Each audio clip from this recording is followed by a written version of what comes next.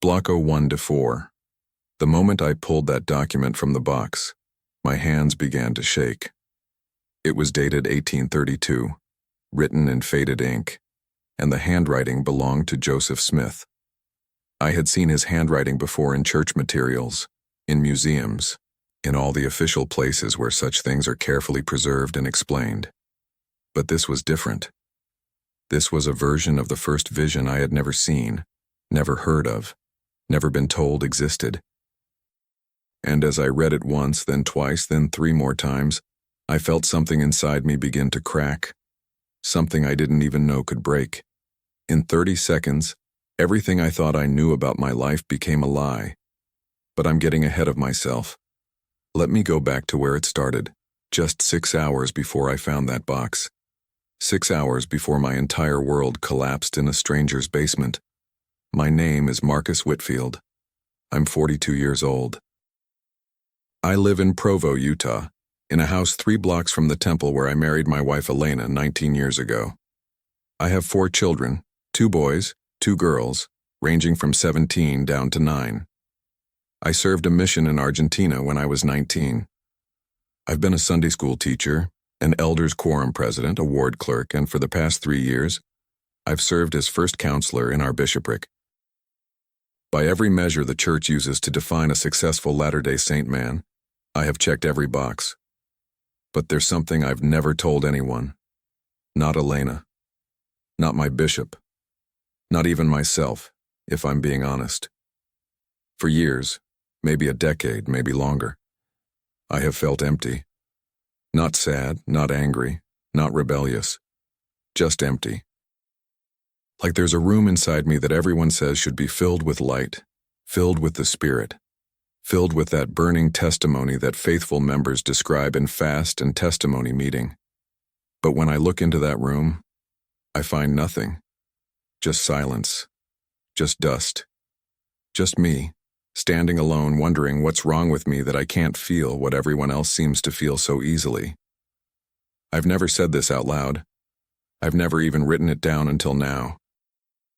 Because in my world, doubt isn't just a spiritual problem. It's a character flaw. It means you're not trying hard enough, not praying hard enough, not righteous enough. So I did what I was supposed to do. I served more. I prayed more. I read scriptures more. I paid my tithing. I attended the temple. I smiled at church and said all the right things and hoped that one day, if I just kept going through the motions, the feeling would finally come. It never did. That's the man I was when the phone rang that Thursday evening in October. Bishop Turner's voice was tired on the other end. Gerald Hoffman had passed away that morning. Heart attack, apparently. Found him in his kitchen, sitting at the table like he'd just fallen asleep over his morning coffee. I knew Gerald, though not well. He was in his late 70s, a quiet man who sat in the back row every Sunday and rarely spoke. No wife, she'd died years ago. No children. He'd served in some capacity in the church decades back, something administrative, but he'd been released long before I moved into the ward. People described him as private, reserved, maybe a little strange. The kind of member who showed up, did the minimum, and kept to himself. Bishop Turner asked if I could go to Gerald's house that evening to start sorting through his belongings. There was no family to do it. The church would help coordinate donations and disposal. It was a service project, the bishop said, a chance to honor a brother who died alone. I said yes, of course. That's what you do when you're in the bishopric. You say yes, you serve, you show up. Elena looked up from the kitchen table when I grabbed my jacket. She was helping our youngest, Lily, with her math homework. The house smelled like the roast she'd made for dinner, warm and familiar. "Where are you going?" she asked. "Gerald Hoffman died. Bishop needs me to help clear out his house." She frowned. "Tonight it's almost 8. It needs to get started. I won't be long." That was a lie, though I didn't know it yet. I thought I'd be there an hour, maybe 2. Box up some clothes, take note of furniture, simple mechanical work. I had no idea I would still be there when the sun came up. Gerald's house was a small brick rambler on a quiet street near the old part of Provo, the kind of neighborhood where the trees are older than most of the residents, and the houses have that settled, slightly tired look of places that have seen better decades. The porch light was off. I used my phone's flashlight to find the key under the mat where Bishop Turner said it would be. The door opened into darkness and the smell of old books, dust, and something else. That particular staleness that accumulates when a person lives alone for too long. I found the light switch. The living room appeared. Modest furniture, a worn couch, shelves lined with books from floor to ceiling. More books than I'd ever seen in someone's home. History books mostly. Religious texts, academic journals, philosophy. I moved through the house slowly, taking mental notes. Kitchen, dishes in the sink, a half-empty coffee mug on the table. I paused at that. Coffee. Gerald drank coffee. A small thing, but it lodged in my mind. A lifelong member, and he drank coffee. I pushed the thought aside and kept moving. Bedroom, neatly made bed, clothes folded in drawers. Bathroom, nothing unusual. A second bedroom converted into an office, more books, papers stacked on a desk. And then the basement. I almost didn't go down. The stairs were narrow and steep, and the light at the bottom was burned out. But something, I still don't know what, pulled me down those steps with my phone light cutting through the darkness. The basement was unfinished, concrete floors, exposed pipes overhead, the kind of space most people use for storage and forget about. Gerald had used it for storage too, but not the usual kind. There were filing cabinets along one wall, at least a dozen of them. Cardboard boxes stacked in rows. And in the corner, on a wooden table covered in dust, a single metal box with a padlock. I don't know why that box drew my attention. Maybe because it was the only thing in the room that seemed deliberately secured. Everything else was open, accessible, ordinary. But someone had locked that box and placed it in the farthest corner of the basement, like they were hiding it even from themselves. I told myself to leave it alone.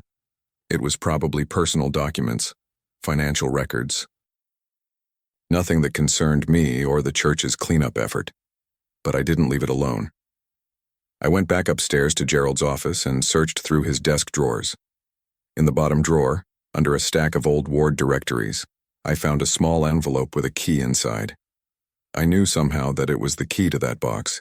Don't ask me how. I just knew. I went back down to the basement. My hands were steady as I fitted the key into the padlock. Steady as I turned it and heard the click. Steady as I lifted the lid. And then they began to shake. The box was full of papers, letters, photocopies, journals, and on top of everything, a single sheet of lined paper with handwriting I didn't recognize. It was addressed, "To whoever finds this, I'm sorry for what you're about to learn." I should have closed the box. I should have called Bishop Turner and told him there were personal documents that needed to be handled by someone else, someone official. Someone whose job it was to deal with these things. I should have walked away, but I didn't. I picked up that first letter, the one dated 1832, and I began to read. And as I read, the room around me seemed to fall away. The cold concrete under my feet, the smell of dust and age, the hum of the old furnace in the corner, all of it disappeared. There was only me and the words on that page and the slow, sickening realization that I was reading something that changed everything. It was Joseph Smith's own account of the first vision. The earliest known account, written in his own hand. But it wasn't the story I had been taught since primary. There was no mention of two personages, no God the Father and Jesus Christ appearing together. In this version, Joseph saw only one being, the Lord. And the message was about forgiveness of sins, not about which church to join. I knew the official story by heart. I had taught it hundreds of times. Two separate beings of flesh and bone, the Father and the Son, appearing to a 14-year-old boy in a grove of trees to declare that all churches were wrong and that Joseph would restore the true gospel. It was the foundation, the keystone, the event that made everything else make sense. And here was a different version, written by Joseph himself. 12 years before the version I knew. hidden somehow from everything I had ever been taught. I set that paper down and picked up another. Then another. Then another. There were letters discussing polyandry, Joseph marrying women who were already married to other men, not just polygamy, polyandry. I had heard whispers about plural marriage, had studied the careful explanations in the Gospel Topics essays that the church published a few years ago. But this was different. This was detailed. Names, dates, circumstances. Women who were told by Joseph that an angel with a drawn sword commanded these marriages. Women who were sealed to the prophet while their husbands were away on missions. I found photocopies of documents from Gerald's time working in the church history department. Memos. Internal correspondence. Discussions about what to include in official histories and what to leave out. Decisions made by committees about which truths were faith-promoting and which might confuse the members. And I found Gerald's journal. Page after page of a man wrestling with what he knew. A man who had spent his career preserving the church's history and had discovered, in the process, that the history he was preserving was incomplete, curated, sanitized. Gerald wrote about his own crisis of faith, but it wasn't like mine. He never stopped believing entirely. He stopped trusting the institution. He wrote, "I have come to see that there are two churches, the one they show us and the one that exists in the archives. I don't know how to live in both, so I live in neither. I show up, I go through the motions. But I keep what I know locked in a box in my basement because I cannot unsee it, and I cannot share it without destroying the faith of everyone I love." He wrote that in 1987. He carried that burden for almost 40 years, and now, somehow, that burden had been handed to me. I don't know how long I sat on that cold basement floor. Hours, certainly. I read everything. Every document, every letter, every page of Gerald's cramped handwriting. I watched the small basement window change from black to gray to pale morning light. I felt my legs go numb. I felt my stomach turn. I felt something inside me. Something that had been cracked and fragile for years. Finally shatter into pieces too small to ever put back together. When I finally stood, my body ached like I had been beaten. I gathered the papers carefully, placed them back in the box, and locked it again. I put the key in my pocket. I climbed the stairs, turned off the lights, and walked out of Gerald Hoffman's house into the cold October morning. The sun was just clearing the mountains to the east, painting the sky in shades of pink and gold. It was beautiful. It was the same sunrise I had seen thousands of times in my life, but I was not the same man who had walked into that house 12 hours ago. I sat in my car for a long time, staring at nothing. My phone showed 17 missed calls from Elena, a dozen text messages ranging from concerned to frantic to furious. I should call her. I should explain. I should tell her what I found. But how do you tell your wife that the foundation of your entire life together, your temple marriage, your eternal family, your shared faith in a plan that gives meaning to everything, might be built on something other than what you both believed? How do you say those words without destroying her too? I started the car. I drove home. And I said nothing. That was my first lie to Elena in 19 years of marriage. But I had no idea what was coming next. Because the documents in Gerald's basement were only the beginning. What I discovered in the days that followed would change everything. My marriage, my calling, my place in the community I had served my entire adult life. And none of it could be undone. Block 02D4. The garage door opened before I could even pull all the way in. Elena stood in the doorway, arms crossed, still wearing the clothes she'd had on the night before. She hadn't slept.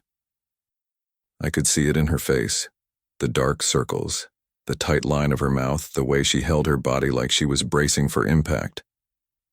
I turned off the engine but didn't move. My hands stayed on the steering wheel.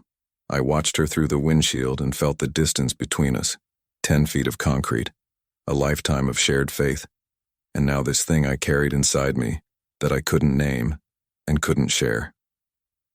She walked to my window and knocked on the glass. Her voice was muffled but sharp. "Marcus, get out of the car." I opened the door slowly. My legs were stiff from sitting on that basement floor for hours, and I stumbled slightly as I stood. Elena caught my arm, and for a moment her grip was soft, concerned. Then she saw my face, and her expression shifted to something I'd never seen before. Fear. "What happened to you?" she asked. "You look like someone died." Someone did, I thought. Me. The person I was yesterday is dead. But I didn't say that. I said, "I'm sorry." I lost track of time. Gerald's house there was a lot to go through. "You didn't answer your phone for 12 hours.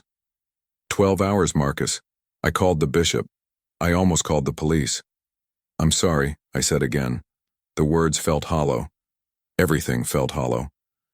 She studied me for a long moment, and I could see her trying to read me, trying to understand what had changed between last night and now.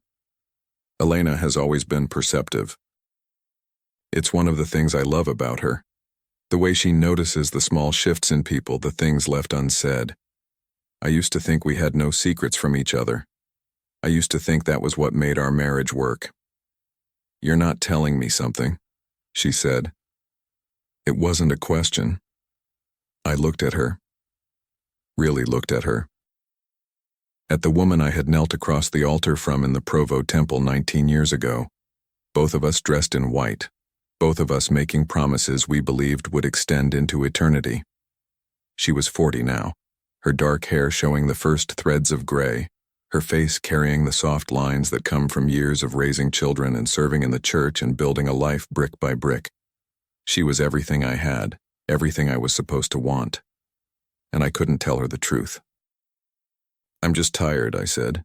"It was a long night. I need to sleep." I walked past her into the house, feeling her eyes on my back. The kids were already at school. I'd lost track of time so completely that I'd missed the entire morning routine. The house was quiet in that particular way it gets when everyone is gone, all the normal chaos temporarily suspended. I went to our bedroom and closed the door. I sat on the edge of the bed and stared at the wall. There was a framed picture of the Salt Lake Temple hanging there, the same picture that hangs in thousands of Mormon homes across the world. I had looked at it every day for years without really seeing it. Now, I couldn't look away. What did I actually know about the temple? About the ceremonies that happened inside? I knew the official explanations, sacred covenants, eternal families, the highest ordinances of the gospel. But Gerald's documents had mentioned things about the temple too. Things about the ceremony's origins, its connections to Freemasonry, the changes that had been made over the decades. Things that were never discussed in Sunday school or general conference. I closed my eyes and tried to pray. It's what I had always done when I felt lost or confused or afraid. Prayer was supposed to bring peace. Prayer was supposed to connect me to my Heavenly Father. But when I folded my arms and bowed my head and began to form the familiar words, something stopped me. For the first time in my life, I felt like I was talking to nothing, not to someone who was choosing not to answer. I'd felt that before, the silence that faithful members learn to interpret as a test or a lesson. This was different. This was the sudden, nauseating awareness that there might be no one on the other end of the line, that there had never been anyone, that I had spent 42 years having a conversation with myself. I opened my eyes. My hands were trembling again. I couldn't stay in that room with that temple picture staring at me.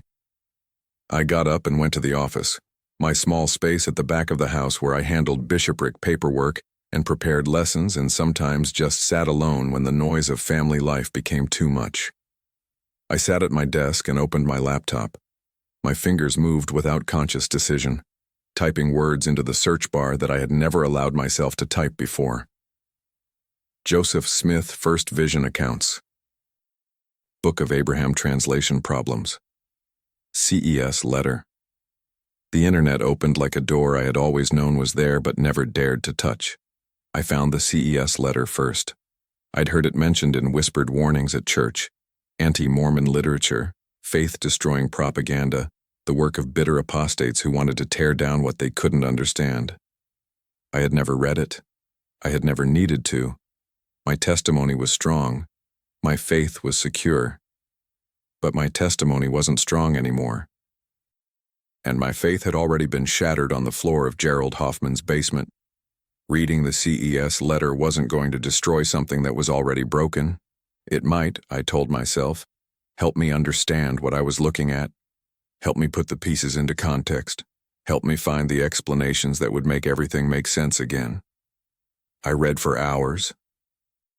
The CES letter led to the gospel topics essays on the church's own website, official documents I had never known existed, addressing polygamy and polyandry, and the translation of the Book of Abraham and the multiple accounts of the first vision. The church's own admissions, carefully worded but undeniable, confirming things I had been taught, were anti-Mormon lies. I found Mormon stories, the podcast Bishop Turner had once called spiritual pornography. I put in my earbuds and listened to people tell their stories. Former bishops, Relief Society presidents, returned missionaries, BYU professors.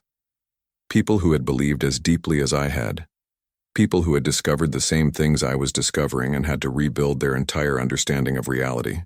I found Fair Mormon, the apologetic website designed to defend the church against these criticisms. I read their explanations. I wanted them to work. I wanted someone to show me how all of this fit together, how the church could still be true despite everything I was learning. But the explanations felt thin, strained, like someone trying to patch a dam with tissue paper while the water was already pouring through. Every answer led to more questions. Every question led to more cracks in the foundation. At some point, I became aware that I was crying. Not sobbing, just a steady stream of tears running down my face, dripping onto my keyboard. I couldn't remember the last time I had cried. Men in my family didn't cry. Leaders in the church didn't cry, except in carefully appropriate moments when sharing testimony. But I couldn't stop. I wasn't crying for the church. I wasn't even crying for my faith. I was crying for the man I had been yesterday, the man who had walked into Gerald's house believing he knew who he was and what his life meant. That man was gone, and I didn't know who was left in his place. I heard footsteps in the hallway. I quickly wiped my face and closed the laptop, but I wasn't fast enough. Elena pushed open the office door and stopped, taking in the scene, my red eyes, my wet cheeks, my guilty expression. "Marcus." Her voice was soft now, worried. "What is going on with you? You've been in here for hours. The kids are going to be home soon. Talk to me." I looked at her and felt the weight of everything I had learned pressing down on my chest. How could I tell her? How could I put this burden on her? She believed. She had always believed, purely and completely in a way I had spent years pretending to match. Her entire identity was built on the church, her sense of purpose, her understanding of our marriage, her confidence in what came after death. If I told her what I had found, what I was feeling, I wouldn't just be sharing information. I would be threatening everything she was. But I also couldn't keep lying to her. Every hour that passed with this secret between us felt like a betrayal. "Elena," I started. "Something happened at Gerald's house. I found some things, documents, historical records, things about the church that I had never—" I stopped. The words caught in my throat. She waited. I could see her bracing herself, preparing for whatever I was about to say. Maybe she thought I had found evidence of some sin Gerald had committed. Some scandal. Something that could be contained and explained and filed away. "Things that are making me question," I finally said. "Things I don't know how to process." Her face changed. The concern shifted into something harder, more guarded. "Question what?" "Everything. The church, the history, what we've been taught." She stared at me like I had just announced I was dying, which in a way, I was. The Marcus she knew, the Marcus she had married, was dying right in front of her. "You found anti-Mormon literature," she asked. "In Gerald's house?" "Not anti-Mormon, just history. Documents from his time working for the church, Letters, journals, things that aren't in the manuals, things that change. Stop. She held up her hand. I don't want to hear this. Elena.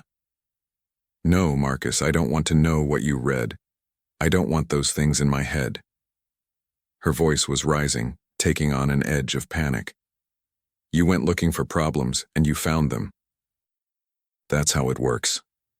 That's what the prophets have warned us about. If you go seeking to destroy your testimony, you will. I wasn't seeking anything. I was cleaning out a dead man's house. I found a locked box. I opened it. You should have left it alone. Her eyes were wet now, too. You should have just left it alone. She was right. I knew she was right. If I had walked away from that box, I would still be the man I was yesterday. I would still have my faith, my certainty, my place in the world. I had traded all of that for knowledge I couldn't unlearn, truth I couldn't unsee. But even as I thought that, I knew I couldn't have walked away. Some part of me, maybe the part that had been feeling empty for all those years, had needed to open that box, had needed to know what was inside, had been waiting, without knowing it, for exactly this moment. I'm sorry, I said. I don't know what to do with what I found. I don't know who to talk to. Elena wiped her eyes. When she spoke again, her voice was harder, more resolved. You need to talk to the bishop, or the stake president, someone with priesthood authority who can help you through this. Not me. I can't be your sounding board for doubts, Marcus. I can't carry that. I nodded slowly. She was right about that too. This wasn't fair to her. Dumping my crisis of faith on my wife, making her hold my questions when she had never asked to hold them, that wasn't love. That was selfishness. But talking to the bishop or stake president meant something else entirely. It meant confessing that I, a member of the bishopric, had lost my testimony. It meant admitting that the man who had been conducting sacrament meetings and counseling struggling members and participating in disciplinary councils was now one of the people who needed to be counseled. It meant risking everything I had built, my reputation, my calling, my standing in the community. Have you ever felt the ground disappear beneath your feet? That moment when everything you built your life on suddenly felt like sand? If you've been there, I'd love to hear your story in the comments. Because I was standing on that sand now, feeling it shift and slide with every breath, and I had never felt more alone. I'll call President Jensen tomorrow, I said. Set up an appointment. Elena nodded. She didn't reach for me, didn't offer comfort or reassurance. She just stood in the doorway, arms wrapped around herself, looking at me like I was already a stranger. I'm going to start dinner, she said. The kids will be home soon. Try to act normal. They don't need to see you like this. She left. I heard her footsteps moving down the hallway, then the sounds of the kitchen, cupboards opening, water running, the ordinary noises of ordinary life continuing as if nothing had changed. But everything had changed, and both of us knew it. I sat alone in my office as the afternoon light faded into evening. I could hear the kids come home, their voices echoing through the house. My 17-year-old son Nathan, my 15-year-old daughter Rachel, my 12-year-old son Daniel, my 9-year-old Lily.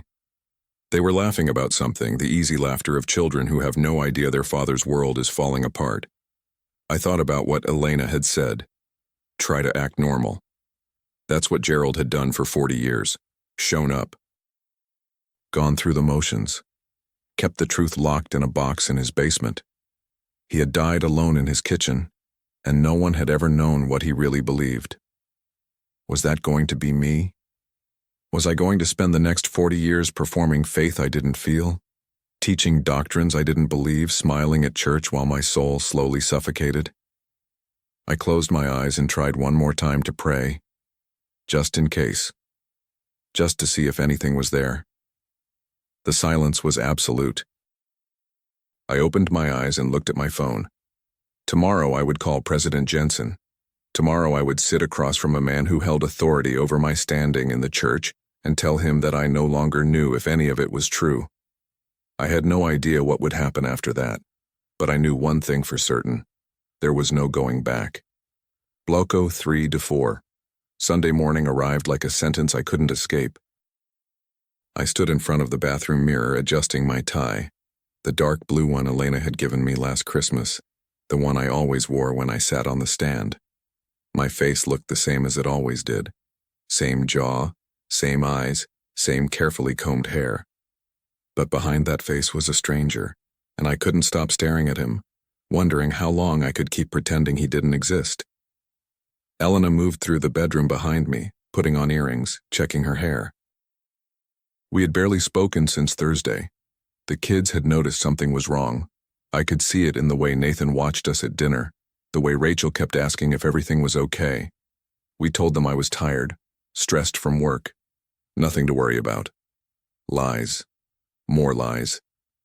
They were piling up so fast I couldn't keep track of them anymore. "We need to leave in 10 minutes. Elena said to my reflection. Her voice was neutral, careful, the voice of a woman walking on glass. I nodded. "I'll be ready." She paused at the door. I thought she might say something real, something that acknowledged the chasm that had opened between us. But she just looked at me for a moment, then walked away. I finished with my tie and went downstairs. The kids were gathered in the living room, scriptures in hand, ready for the drive to church. They looked like a painting of the perfect Mormon family, clean, bright, faithful. I had spent 19 years building this picture. And now I was about to sit on a stand in front of 200 people and pretend that the man in the picture was still me. The drive to the church building took 7 minutes. I had made this drive thousands of times, past the elementary school where all my kids had learned to read, past the park where we had ward picnics every summer, past the houses of neighbors I had known for years, the Hendersons, the Caldwells, the Petersons. People who would wave at me and smile and call me Brother Whitfield and have no idea that the man waving back was hollow inside. We pulled into the parking lot. I sat in the car for a moment after Elena and the kids got out, watching families stream toward the building. Sisters in modest dresses, brothers in white shirts and ties. Children running ahead with that restless energy that comes from being forced to sit still for 3 hours. This was my community, my tribe. The people who had surrounded me since birth, who had shaped everything I believed about myself and the world. And I was about to lie to all of them. Bishop Turner met me in the foyer, shaking my hand with his usual warmth. "Brother Whitfield, how did it go at Gerald's house? Get everything sorted?" The question hit me like a punch. Gerald's house, the box, the documents. For a moment, I couldn't speak. "Still working on it," I managed. "There's a lot to go through." "No rush." Poor Gerald. "At least he's at peace now." Bishop Turner patted my shoulder. "You ready for today? We've got a full program." I nodded. Ready. What a word. I wasn't ready for anything. I was standing on the edge of a cliff, and everyone around me thought I was on solid ground. We took our places on the stand. Bishop Turner in the center, me on his right, Brother Jensen, the second counselor, on his left. I looked out at the congregation filling the chapel. 200 faces.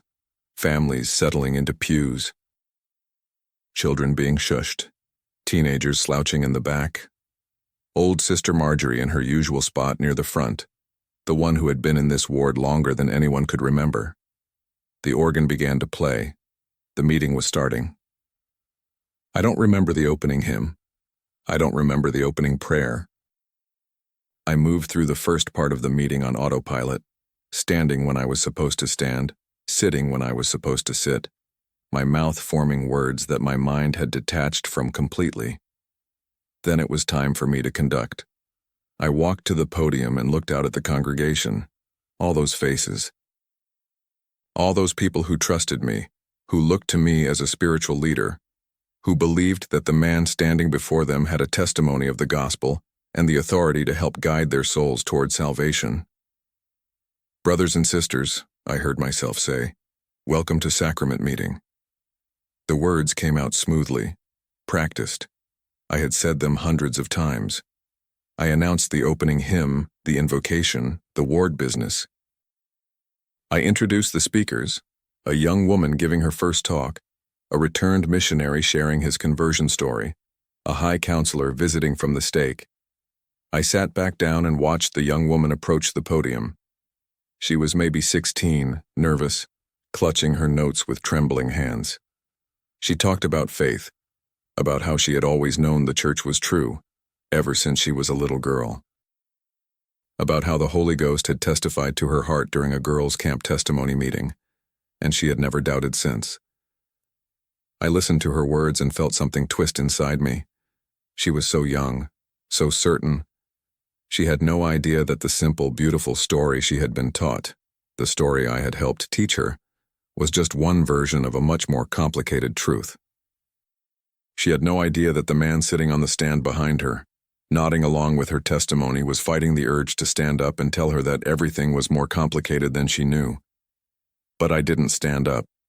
I didn't say anything.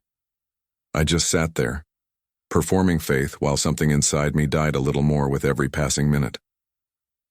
The returned missionary spoke next.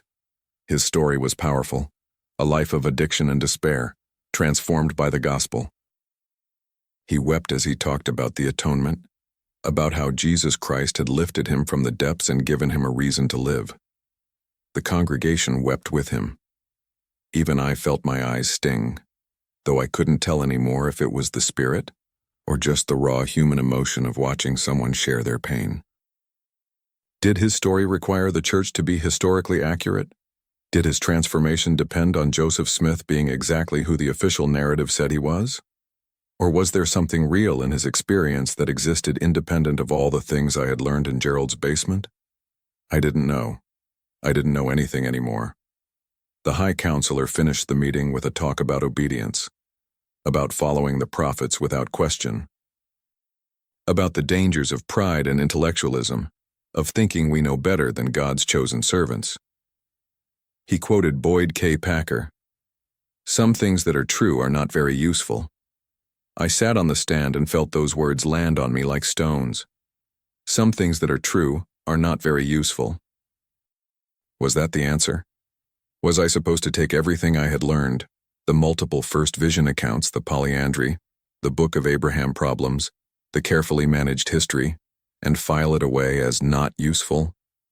Was I supposed to choose faith over facts, belief over evidence, comfort over truth? Part of me wanted to. Part of me wanted to close the door on everything I had read and go back to the man I was before Thursday night. That man had been happy, or at least content. That man had known his place in the world. That man hadn't spent his nights lying awake, staring at the ceiling, wondering if his entire life had been built on a lie. But I couldn't unknow what I knew. The door was open, and there was no closing it. The meeting ended. I shook hands in the foyer, smiled at ward members, accepted compliments on how smoothly the program had run. Brother Whitfield, always so dependable. Brother Whitfield, such a strong example. Brother Whitfield, we're so blessed to have you in the Bishopric. If stories like this resonate with you, you're not alone. There are thousands of people walking this same path, sitting in church buildings every Sunday, going through the motions, carrying questions they're afraid to ask. Subscribe to this channel because there are many more stories like mine waiting to be told. I made it through Sunday school and priesthood meeting. I made it through the drive home, the family dinner, the evening routine. I made it all the way to Monday morning when I finally picked up the phone and called President Jensen's office. His secretary answered. Sister Campbell, a woman in her 60s, who had been running the stake office for as long as anyone could remember. Stake President's office, how can I help you? This is Marcus Whitfield. I need to schedule an appointment with President Jensen. Of course, Brother Whitfield. What's this regarding? I paused. What was it regarding? How could I possibly answer that question in a way that wouldn't set off alarm bells throughout the stake? It's a personal matter, I said. I'd prefer to discuss it directly with the president. A brief silence then. He has an opening tomorrow evening at 7. Would that work? Tomorrow. Less than 36 hours away. My stomach clenched. "That works," I said. "Thank you." I hung up and sat in my office, staring at the calendar on my computer screen. Tuesday, 7 p.m., the appointment that would change everything. That evening, Elena found me in the office again. She stood in the doorway, arms crossed, a posture that had become her default when talking to me. "Did you call him?" I nodded. "Tomorrow at 7? She let out a breath. Relief? Fear? Both? "Good. That's good. He'll help you work through this." I didn't say anything. I wasn't sure President Jensen could help me work through anything. I wasn't even sure what working through this would look like. Did it mean finding a way to put my doubts back in a box like Gerald had? Did it mean leaving the church entirely? Did it mean something in between? Some middle ground I couldn't yet imagine? "Elena," I said, "I need you to know something." She tensed. I could see her bracing for impact. "I'm not doing this to hurt you. I'm not doing this to destroy our family. I didn't ask for any of this. I searched for the right words. I can't pretend anymore. I've been pretending for so long, and I can't do it anymore." Her eyes filled with tears. "Pretending what? Pretending to love me? Pretending to love our children? No, God, no, I love you. I love our kids. That's not what I mean. Then what do you mean?" I looked at her. This woman I had shared my life with, who had stood beside me through everything, who deserved so much better than what I was putting her through. "I've been pretending to feel things I don't feel," I said. "At church, in the temple, during prayers. Everyone talks about the Spirit like it's this obvious, undeniable thing. But I've never felt it. Not really. Not the way everyone else describes. And I've spent years thinking something was wrong with me, that I wasn't righteous enough or faithful enough. But now I'm starting to wonder if maybe I was just honest. Maybe I was the only one not pretending." Elena stared at me. I could see her processing what I had said, trying to fit it into her understanding of who I was and who we were together. "That's not true," she said finally. "You have a testimony. I've heard you bear it. I've said the words. That's not the same thing." "It is the same thing. The testimony comes through bearing it. That's what the prophets teach." "And what if the prophets are wrong?" The words hung in the air between us. I had never said anything like that before. Neither had Elena. In our world, questioning the prophets was the first step toward apostasy. It was the line you didn't cross. I had just crossed it. Elena's face hardened. "I think you should stop talking now. I think you should wait and talk to President Jensen tomorrow and let him help you. Because I can't help you with this, Marcus. I don't know how." She turned and walked away. I heard her footsteps on the stairs, then the bedroom door closing. She was going to bed without me. Another first in 19 years of marriage. I sat alone in my office as the house grew quiet around me. The kids went to bed one by one. The lights went off. The silence settled in like a weight. Tomorrow I would sit across from President Jensen and tell him everything. I would confess my doubts, my questions, my shattered testimony, and then I would find out what happened when a member of the bishopric admitted he no longer believed. I had seen disciplinary councils. I had participated in them. I knew what happened to people who lost their faith and couldn't find it again. They were released from callings, disfellowshipped, sometimes excommunicated. They became cautionary tales whispered about in hallways. "Did you hear about brother so-and-so? Such a shame. He was deceived by anti-Mormon lies." Was that going to be me? I thought about Gerald Hoffman dying alone in his kitchen with 40 years of secrets locked in his basement. He had chosen silence. He had chosen to perform belief rather than face the consequences of honesty. And in the end, what had it cost him? His marriage. His wife had died years ago, and I wondered now if his secrets had created distance between them. His connection to the community.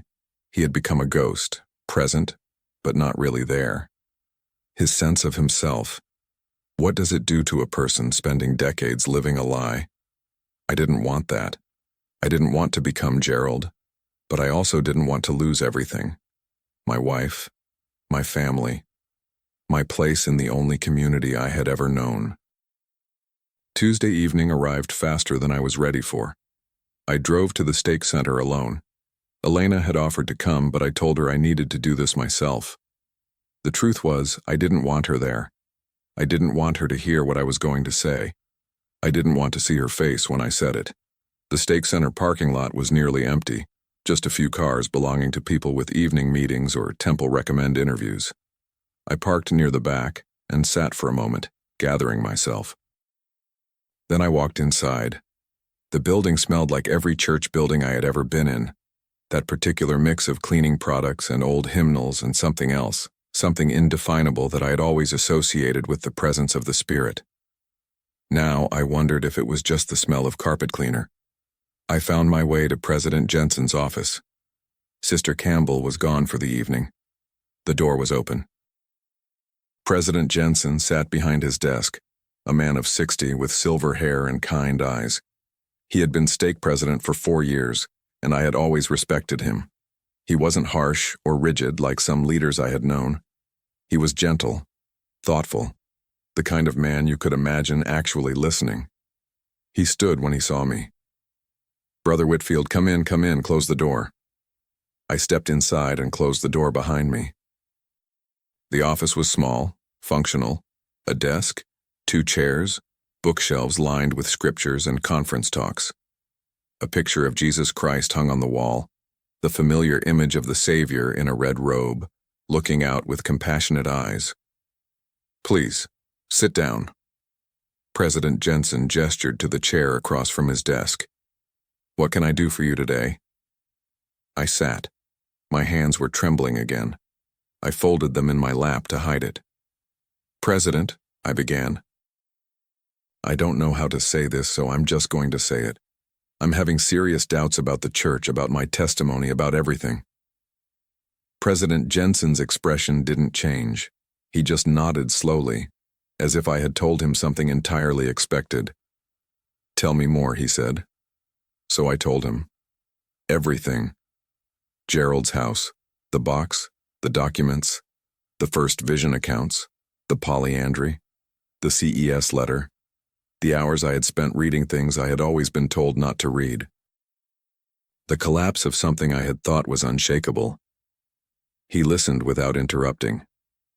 When I finished, he was quiet for a long moment. "Brother Whitfield," he said finally, "I appreciate you trusting me with this.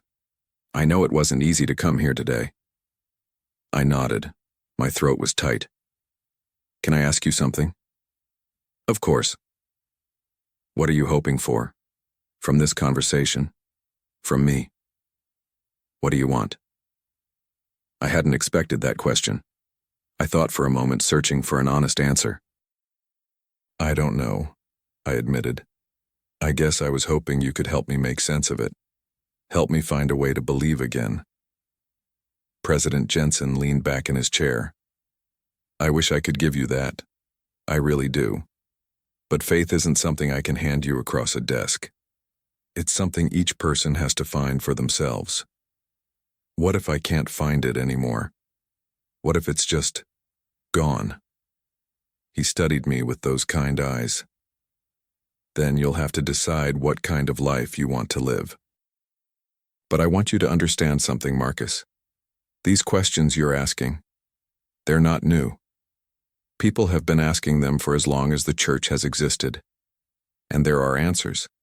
There are ways to understand the history that don't require you to abandon your faith." "I've read the apologetics," I said. "They don't work for me.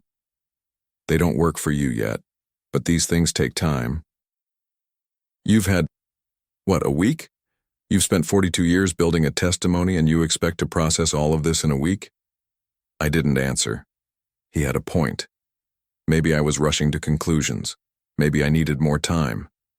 But another part of me knew that time wasn't the issue.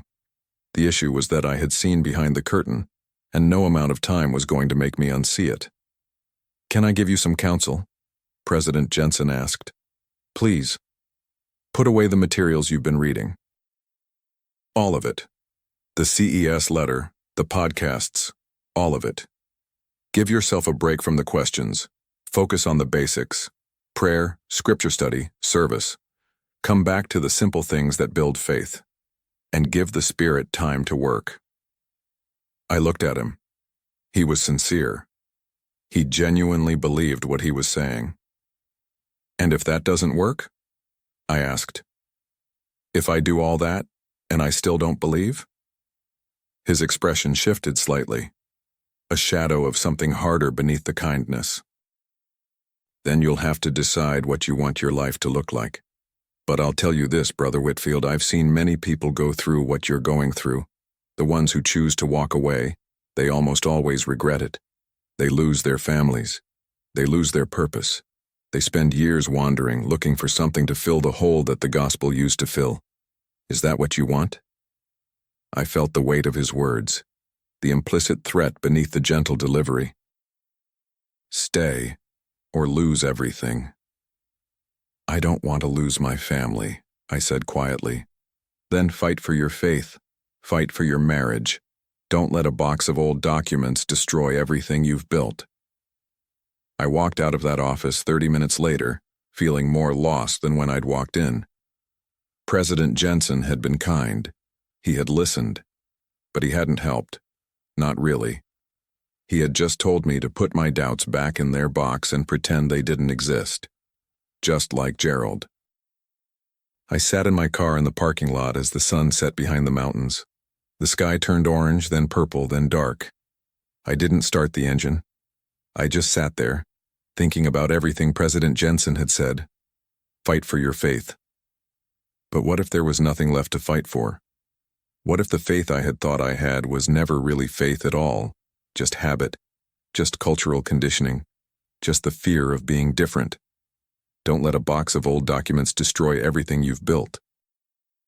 But I hadn't destroyed anything. Gerald's documents hadn't destroyed my testimony. They had just shown me that the testimony I thought I had was built on incomplete information, on a version of history that had been carefully curated to protect belief rather than illuminate truth. I thought about Elena waiting for me at home, wondering how the meeting had gone, hoping that President Jensen had fixed me, had given me back my faith, had restored the husband she thought she knew. I thought about my children, Nathan preparing for his mission next year, Rachel planning her future at BYU, Daniel and Lily, still young enough to believe everything they were taught. What would happen to them if their father lost his faith? Would they see me as a cautionary tale, a man who was deceived by Satan, who threw away his eternal family for the sake of intellectual pride? Or would they eventually understand? Would they someday find themselves in a basement or a library or a late-night internet search and discover the same things I had discovered? Would they remember their father and realize he wasn't deceived? He was just the first one to tell the truth? I didn't know. I couldn't know. The future was a fog and I was walking into it blind. I started the car and drove home. Elena was waiting in the living room when I walked in. She looked up at me with desperate hope in her eyes. How did it go? I looked at her, at the woman I loved, the woman who was counting on me to come back from that meeting restored, repaired, recommitted. I wanted to give her what she needed. I wanted to be the man she thought she had married, but I couldn't lie anymore. He told me to stop reading and start praying, I said. He told me to give the Spirit time to work. Elena's face fell. That wasn't the answer she wanted. She wanted certainty, resolution. A husband who had walked into the stake president's office broken and walked out healed. And what did you say? I sat down across from her. My body felt heavy, exhausted, like I had been carrying a weight for days without rest. I said I would try. She reached for my hand. It was the first time she had touched me willingly since Thursday. That's all I'm asking, she said. Just try. For me. For the kids. For our eternal family. I held her hand and felt the warmth of her skin against mine. 19 years of marriage, 4 children, a temple ceiling, an eternal family. Was I willing to lose all of that for the sake of questions that might never have answers? I didn't know. I didn't know anything anymore. But I knew I couldn't keep living in the space between belief and doubt. I couldn't keep performing faith I didn't feel. Something had to break. Something had to give. I just didn't know yet whether it would be my faith, my marriage, or me. 3 weeks passed. 3 weeks of trying to do what President Jensen had asked. 3 weeks of forcing myself to read scriptures every morning, feeling the words slide off my mind like water off glass. 3 weeks of kneeling beside my bed every night, moving my lips in prayers that felt like talking to an empty room. 3 weeks of attending church, sitting on the stand, conducting meetings, shaking hands, smiling, always smiling, while something inside me slowly suffocated. I stopped reading the CES letter. I stopped listening to Mormon stories.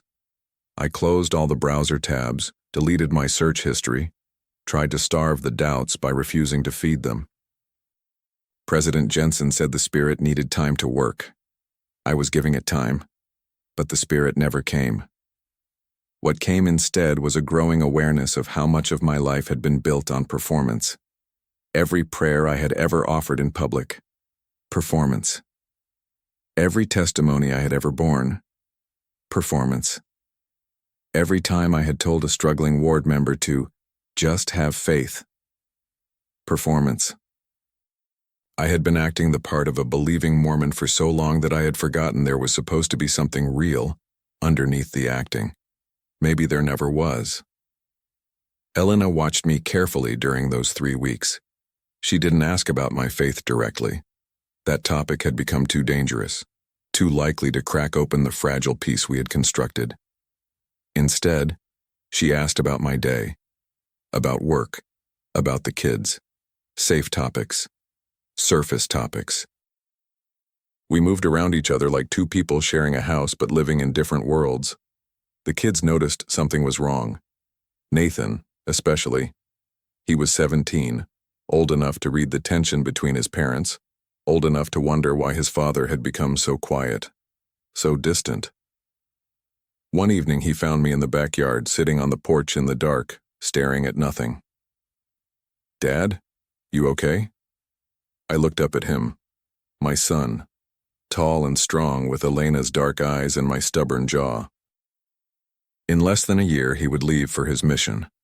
He would spend 2 years knocking on doors, teaching people the same lessons I had taught in Argentina 23 years ago. He would bear testimony of Joseph Smith and the Book of Mormon and the restored gospel. He would build his identity around a faith that I no longer shared. "I'm fine," I said. "Just thinking." He sat down beside me. For a moment, neither of us spoke. "Mom's worried about you," he said finally. "She thinks something happened, something you're not telling us." I felt a crack form in the wall I had built around myself. Nathan deserved honesty. All my children deserved honesty. But how could I burden them with my doubts? How could I shake the foundation of their faith just because mine had crumbled? "Your mom's right," I said slowly. "Something did happen. I'm trying to work through it." "Is it about the church?" The question hit me like a fist. I turned to look at him, searching his face for what lay behind the question. Had he heard us arguing? Had Elena said something? Or was he asking because he had questions of his own? "Why do you ask that?" Nathan shrugged, looking away. "I don't know. Sometimes I wonder about things that don't quite add up. But I figure I'll understand it all better after my mission." I felt my heart break a little. My son had doubts too. He was carrying them silently, just like I had carried mine for years. And he was planning to put them on hold, to bury them under 2 years of missionary service, hoping that the burying would somehow make them disappear. I had done the same thing. It hadn't worked. "Nathan," I said carefully, "if you have questions, it's okay to ask them. You don't have to wait until after your mission." He looked at me, But what if the answers aren't what I want to hear?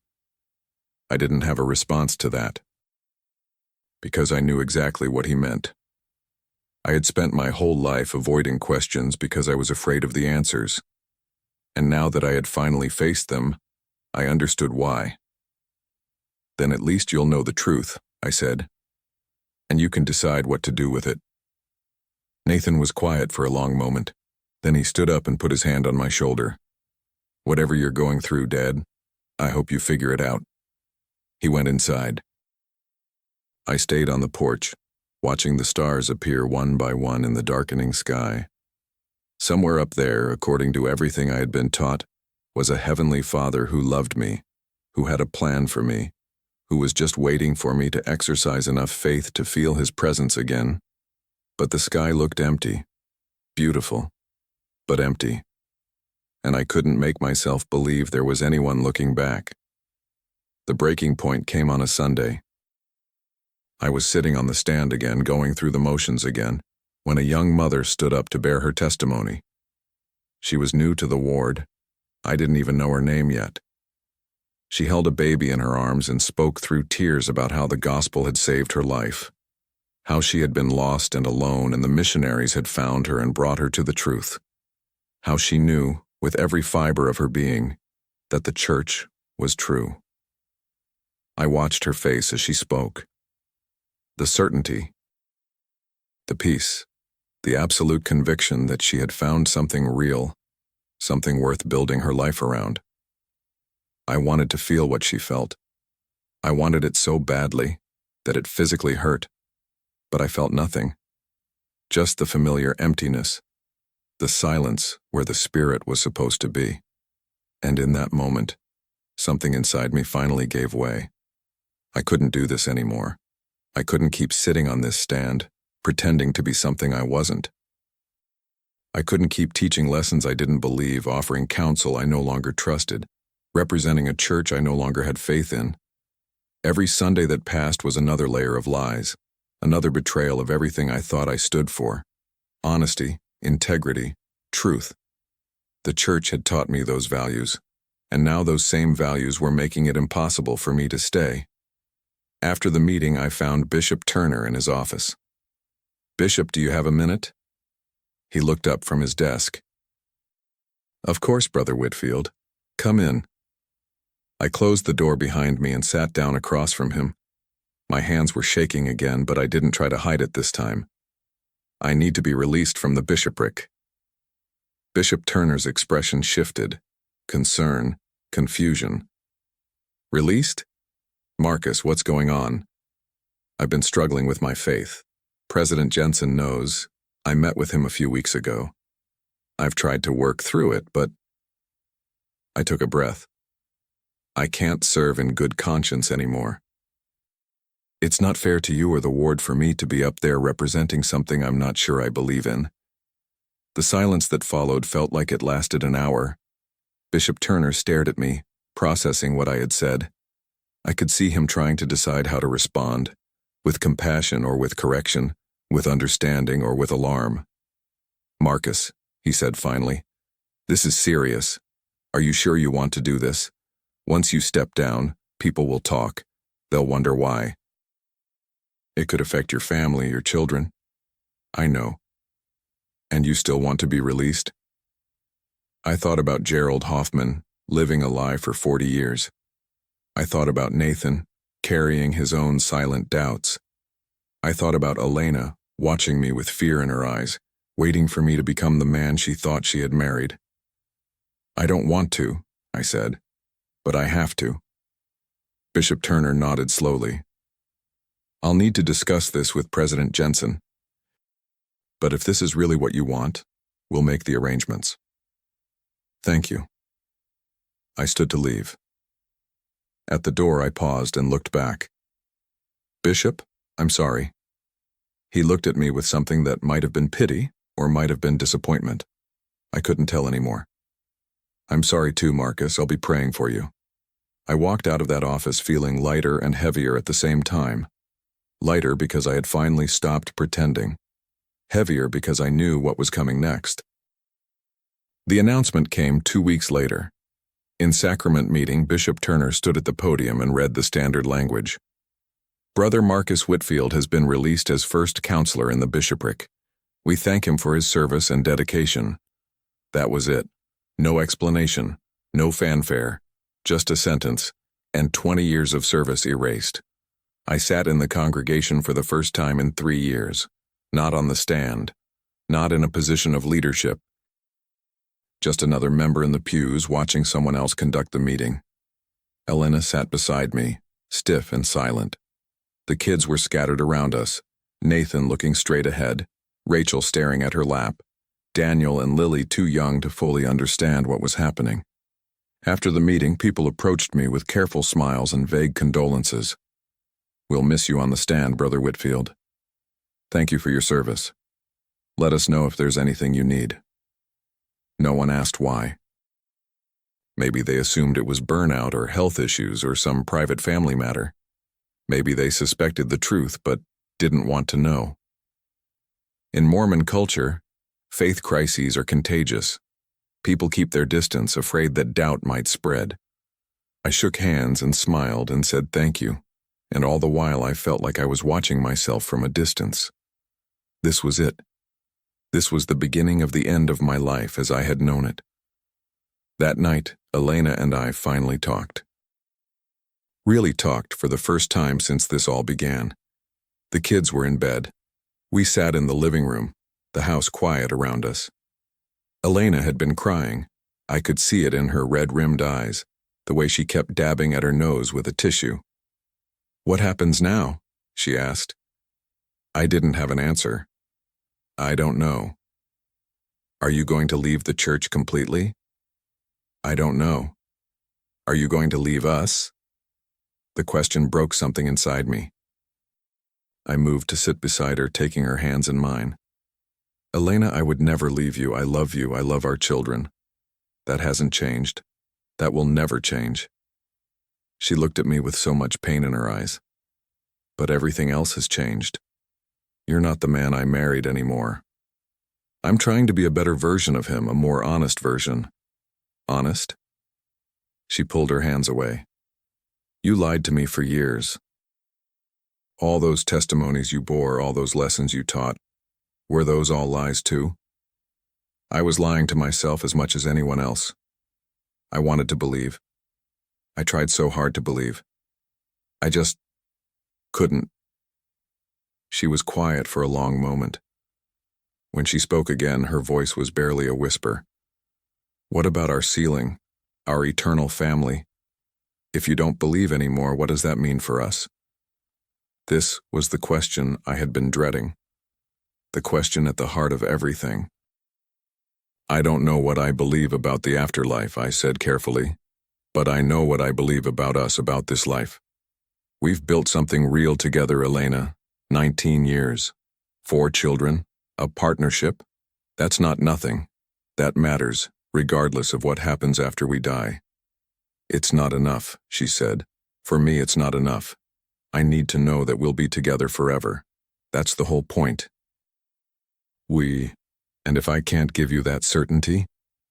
She looked at me, and I saw the answer in her eyes before she spoke.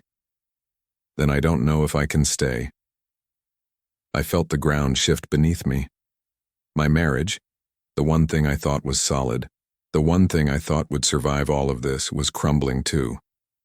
"Elena, please, don't make any decisions right now. Give us time." "Time for what? For you to find your testimony again? Because that's not going to happen, is it?" I couldn't lie to her. "Not anymore." "I don't think so. No." She stood up, wrapping her arms around herself. "I need to think. I need to talk to the bishop, maybe President Jensen. I need to figure out what this means for me and the kids." "Whatever you need." She walked toward the stairs, then stopped and looked back at me. "I still love you, Marcus. That's what makes this so hard. I still love you, and I feel like I'm losing you anyway." She went upstairs. I heard the bedroom door close. I sat alone in the dark living room, feeling the weight of everything pressing down on me. My faith was gone. My calling was gone. My marriage was fracturing. Everything I had built, everything I had been, was falling apart. And yet, something strange was happening underneath all the loss. Something I hadn't expected.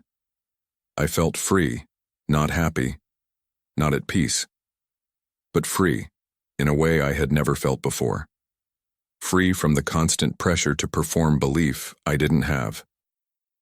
Free from the fear of being discovered, of being found out as a fraud.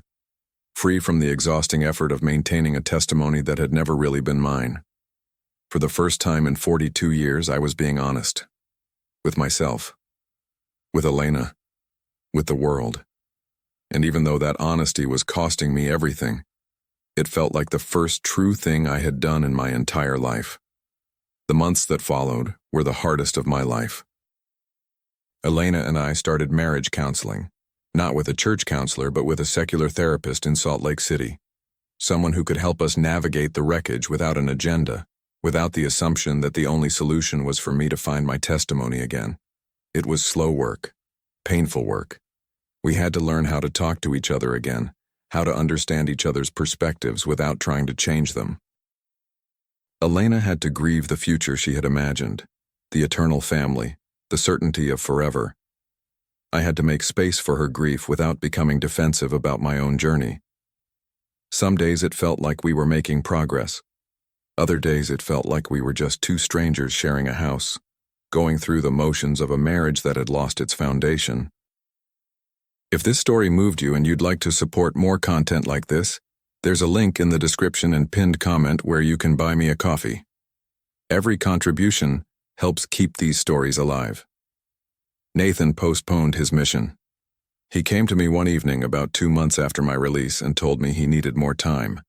He wasn't sure he was ready. He wanted to figure out what he really believed before committing 2 years to teaching it to others. I told him I was proud of him. I told him that taking time to figure out what you believe is the most important thing a person can do. I told him that whatever he decided, to go on a mission or not, to stay in the church or leave, I would support him. He hugged me for the first time in years. Rachel took it differently. She was angry, at me for disrupting our family, at Elena for considering divorce, at the universe for taking away the certainty she had always counted on. She threw herself deeper into church activity, volunteering for every service project, attending every young women's activity. I think it was her way of proving that what had happened to me wouldn't happen to her. I didn't try to change her mind. I just made sure she knew I loved her no matter what. Daniel and Lily were too young to fully understand. We told them that Dad was having a hard time with some things, but that we all still loved each other, and that was what mattered most. They accepted this with the resilience that children have, the ability to adapt to new normals without fully comprehending why the old normal had to change. I started seeing a therapist of my own. Not for marriage counseling, but for me. For the first time in my life, I had someone I could talk to without worrying about what they would think, without calculating the impact of my words on my standing in the community. I talked about the emptiness I had felt for years. About the pressure of being a leader in a church I secretly doubted. About the strange mixture of grief and relief that came with finally letting go. My therapist asked me once what I believed now. Not about the church, about everything. About God, about meaning, about what made life worth living. I told her I didn't know. I was still figuring it out. She said that was okay. She said that not knowing was its own kind of truth. And maybe learning to sit with uncertainty was the most important skill a person could develop. I thought about that a lot in the months that followed. One evening, about 6 months after my release, I found myself sitting in the backyard again. The same spot where Nathan had found me that night. The same stars overhead. The same questions spinning through my mind. But something had shifted. I used to think losing my faith was the worst thing that could happen to me. The end of everything I had built, everything I had believed, everything I was. And in some ways it was. The Marcus who had walked into Gerald Hoffman's basement that October night was gone. He had died there, among the documents and the dust and the devastating truths. But something else had been born in his place. I didn't know what to call it yet. Not faith. That word was too loaded, too connected to the certainty I no longer had. Maybe trust. Trust that there was meaning to be found, even if I couldn't see it yet. Trust that the universe was big enough to hold my questions without demanding answers. Trust that the person I was becoming was worth becoming, even if I didn't know who that person would turn out to be. I looked up at the stars and felt for the first time in as long as I could remember something that might have been peace, not happiness, not certainty, just peace. A quiet acceptance of not knowing. A willingness to live with questions that might never have answers. Maybe that was the closest thing to faith I was capable of now. And maybe that was enough. Elena came out and sat beside me. We didn't speak for a long time, just sat together, looking at the stars. Two people who had been through hell together and were still trying to find their way out. Finally, she reached over and took my hand. "I'm not going anywhere," she said quietly. "I don't know what our future looks like. I don't know if I'll ever fully understand what you're going through, but I'm not giving up on us."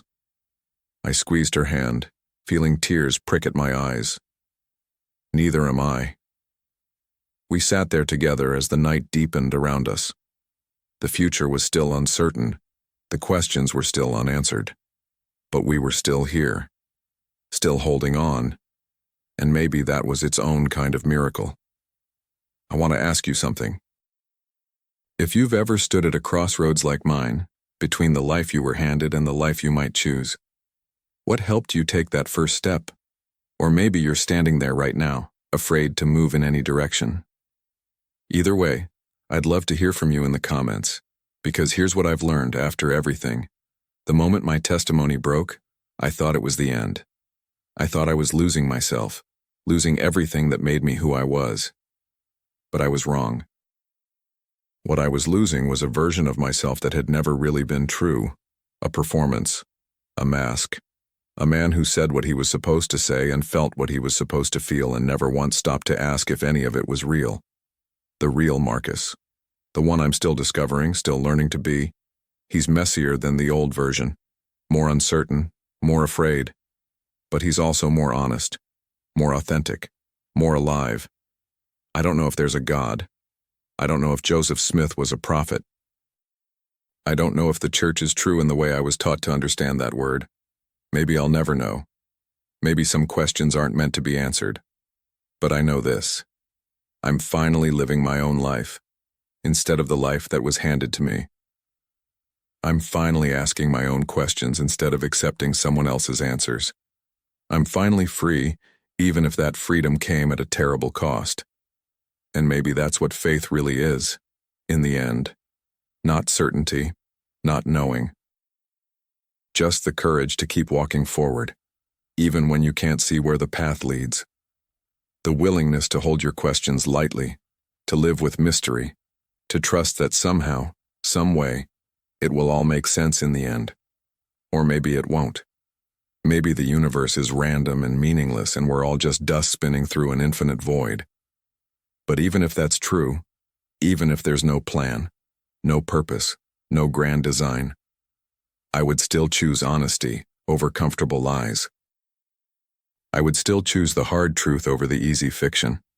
I would still choose to be the person sitting in the ruins of everything he once believed, asking real questions for the first time in his life. Because that person, broken, uncertain, afraid, is finally real. And real is all I ever wanted to be.